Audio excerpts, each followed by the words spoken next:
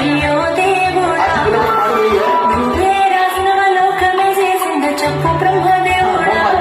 పోకురంగీతది మార్చలే.